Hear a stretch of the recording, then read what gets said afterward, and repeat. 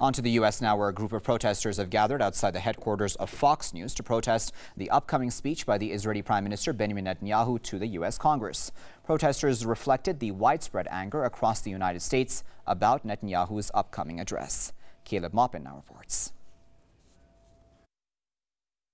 Heavy wind and snowfall did not deter a crowd of protesters who gathered to denounce the upcoming speech to the U.S. Congress by Israeli Prime Minister Benjamin Netanyahu. The protesters assembled outside the headquarters of News Corporation, the owners of Fox and Sky News.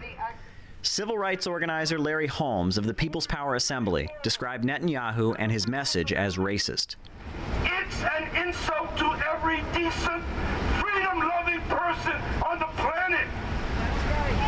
It's spitting in our face because his message is war on the oppressed, especially if you're Arab, if you're African, if you're Asian, if you're Muslim.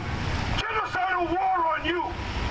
And he's coming to Washington to make this message.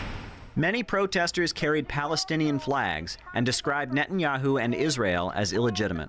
And Netanyahu represents the extreme right wing of the Zionist movement. And we want to, just send a message to him that he's not welcome here. Labor activist John Fletcher said the speech fits into the Republican Party's pattern of hostility to Iran. The Republicans are obviously trying to undermine Obama's negotiations with Iran, and I think they're, really trying to prepare a campaign for war against Iran.